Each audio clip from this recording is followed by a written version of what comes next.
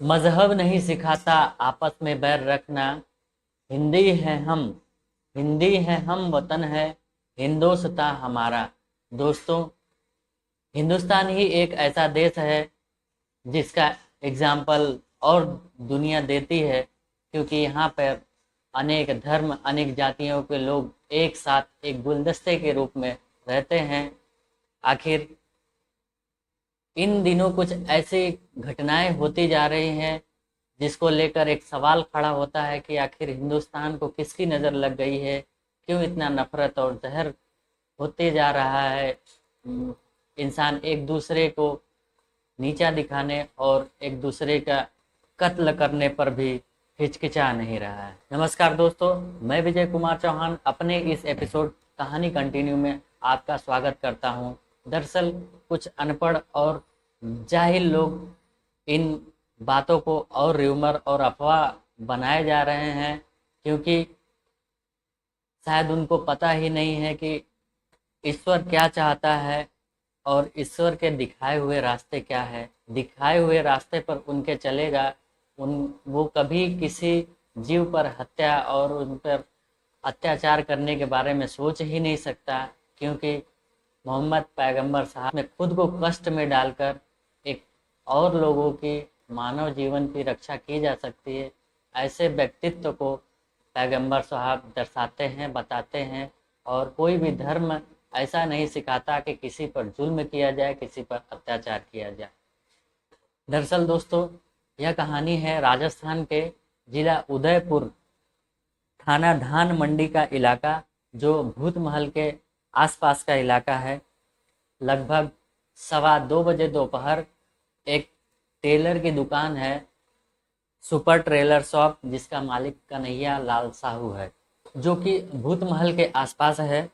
यह घटना 28 जून 2022 की है। लगभग 2 सवा 2 बजे दोपहर के समय में दो व्यक्ति वो उस दुकान में घुसते हैं और कहते हैं कि दर्जी साहब, हम लोगों का कपड़े का नाप ले लीजिए, हम लोग को कपड़ा सिलाना है। दर्जी बड़े मुस्कुराते हुए बोलते हैं कि ग्राहक मेरा भगवान है, जैसा वो चाहेंगे मैं वैसे कपड़े सिलूंगा।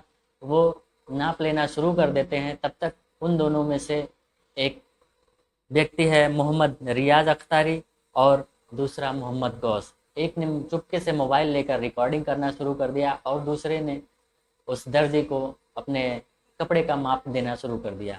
माप देते ही देते उसने अपने कमर के बेल्ट में से एक तेज धारदार हथियार निकालता है और अचानक से उस दर्जी के ऊपर वार करने लगता है। उसका गर्दन रेतने लगता है बेरहमी से, और दोनों मिलकर तेज धारदार हथियार से उसको मार देते हैं। वो बार बार गिड़गिड़ाता रहा, बिलबिलाता रहा, अपने जीवन रक्षा के लिए रहम की भीख मांगता रहा लगा है, लेकिन इन दोनों ने ज़रा भी नहीं सुना उसकी गुहार को। इन दोनों के सर पर जैसे कि उसको मौत के घाट उतारने का धुन सवार हो गया था। जब तक उसको मार नहीं लिए, जब तक उसकी सांसें थम नहीं गई, तब तक वो वहाँ से हटे नहीं। वो दोनों उनको मार कर उस जगह से निकलते हैं। उस वीडियो को बना के अपने घर जाते हैं। घर जाकर सोफा पर वीडियो बनाते हैं कि उन दोनों ने ऐसे घटना को अंजाम दिया। और उससे पहले 17 जून 2022 को एक वीडियो बनाए थे, जिसमें उन्होंने ये बताया था अपना नाम, पता, और ये भी बताया था कि वो लोग इस घटना को अंजाम देने वाले हैं।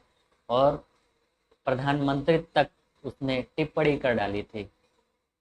ये सब वीडियो बनाने के बाद जब वो कत्ल करके आते हैं तो सोशल मीडिया पर वायरल कर देते हैं। यह वीडियो पल भर में उदयपुर क्रॉस करते हुए राजस्थान की सीमा रेखाओं को पार करते हुए हिंदुस्तान से दूर निकल जाती है। पूरे दुनिया के लोग इस वीडियो को देखते हैं और थू थू करने लगते हैं कि आखिर इसने ऐसा क्यों किया, क्या वजह थी दर्जी के साथ इसने ऐसा किया। जैसे ही यह घटना उदयपुर राजस्थान में फैल जाती है, उस दर्जी के दोस्त और उसके जानने वाले सभी लोग वहाँ टेलर शॉप पे जाते हैं और देखते हैं कि उसका शरीर पूरा खून से लथपथ है और उसका सर काट दिया गया है, उसको जान से मार दिया गया है। सभी लोग तब तक मांग करते हैं कि लाश को नहीं हटाएंगे जब तक उनको अपराधियों को पकड़ा नहीं जाएगा। सभी लोग नारेबाजी करते हुए थाने तक पहुँचते हैं और पुलिस से मांग की जाती है इन दोनों को पकड़ा जाए। जब ये सब माहौल उन सब तक पता चलता है, ये सब माहौल बिगड़ते हुए देखते हैं, वो दोनों बाइक पर सवार होकर फरार होने लगते हैं और हेलमेट में खुद को छुपाकर, जबकि वो वीडियो बनाते समय यह कहते हैं कि उन लोगों को देश दुनिया से कोई मतलब नहीं है, उनके खुदा को गलत बोला गया है, गलत कहा गया है, क्योंकि उन लोगों का जीवन ऊपर वाले के लिए समर्पित है, वो धर्म के लिए कुछ भी कर सकते हैं, उनको जन्नत मिलेगी। कसाब ने भी यही किया था, कत्लेआम मचा के उसने वो उसके आकाओं ने बताया था कि अगर तुम खुदा के लिए मरोगे, तुम्हारा पूर्वक से स्वागत किया जाएगा, दूध की नदियाँ बहेंगी, लेकिन ऐसा कुछ भी नहीं दोस्तों। अब उसकी हालत देखने लायक है, जिस तरह वो मुंह छुपा छुपा के फिर रहा है, डर डर के सहम सहम के जी रहा है, क्योंकि उसने किसी का जीवन समाप्त कर दिया है। और वो कहता था कि उसको घर परिवार का टेंशन नहीं, उसने पहले ही अपने बीवी को कहीं छुपा दिया था, अपने बीवी बच्चों को। अब उसके बीवी बच्चों का क्या हाल होगा, शायद वो भीख मांगते ही फिरेंगे। उन लोग का जीवन भरण पोषण कौन करेगा, कैसे करेगा? इन दोनों ने जरा भी नहीं सोचा कि इसका क्या क्रिया प्रतिक्रिया होगा। और यह घटना दो संप्रदायों को आपस में मार काट पर उतारू कर दी। राजस्थान का माहौल बहुत खराब हो गया है, वहाँ पर इंटरनेट सेवाएं बंद कर दी जा चुकी हैं, क्योंकि ऐसे परिस्थितियों में र्यूमर्स और अफवाहें काफ़ी बड़ा रोल निभाती हैं। लोग कुछ की बातें कुछ बढ़ाकर कर देते हैं, इस वजह से सरकार इस पर जल्द से जल्द एक्शन लेने का आदेश दी है कि इन दोनों को पकड़ा जाए और इन पर जांच बैठाया जाए। वहाँ के मुख्यमंत्री अशोक गहलोत जी का कहना है कि एक एसआईटी टीम गठित की गई है और उसी दिन दिल्ली से एनआईए टीम आती है, जो कि खुफिया तरीके से टेररिस्टों का पता लगाती है। क्योंकि एनआईए टीम से पता चला है कि इसमें जो मोहम्मद गौस है, 2014 में ये पाकिस्तान गया था और लगभग 10-12 दिन की ट्रेनिंग किया था, जो कि टेररिस्टों की ट्रेनिंग होती है। तो कहीं न कहीं पता चलता है कि इन सब घटनाओं के पीछे कोई आतंकवादियों का हाथ हो सकता है, जिनका न कोई मजहब होता है, न कोई धर्म होता है, न कोई जात होता है। ये केवल हैवानियत के लिए जीते हैं, यह केवल तबाही मचाने के लिए जीते हैं।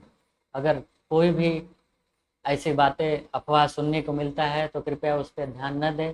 सभी लोग अपने सूझबूझ और दिमाग से काम लें, क्योंकि मानव ही एक उत्तम श्रेणी का जीवित प्राणी है, जो एक दूसरे को भला कर सकता है, मान सम्मान कर सकता है, एक दूसरे की रिस्पेक्ट कर सकता है, जिसके लिए ऊपर वाले ने उनको भेजा है, प्रेम सौहार्द और उनके दिखाए हुए रास्ते को पूरा करने के लिए। धर्म सभी अपने अपने जगह पर सही हैं।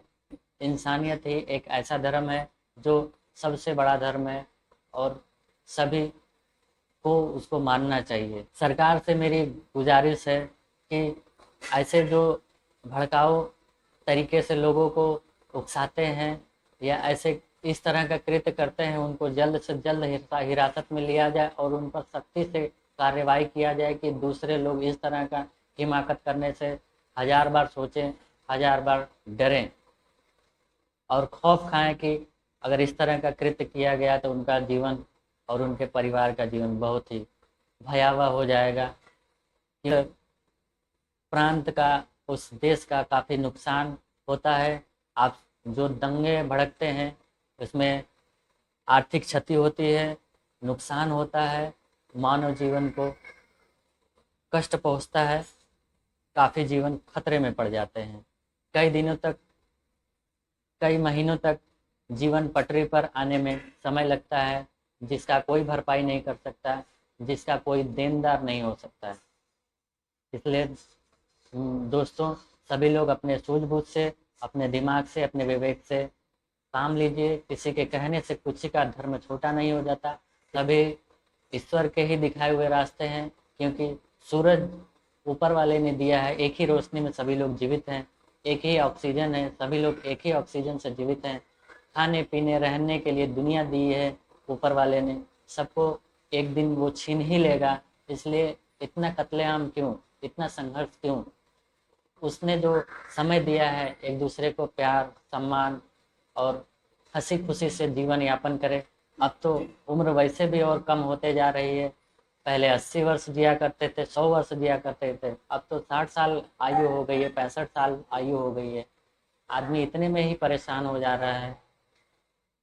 डॉक्टर भी दवा जो देता है एक ही तरह की दवा होती है, ये मजहब देखकर दवा नहीं बनती। दोस्तों, इस बातों को बारीकी से जानिए।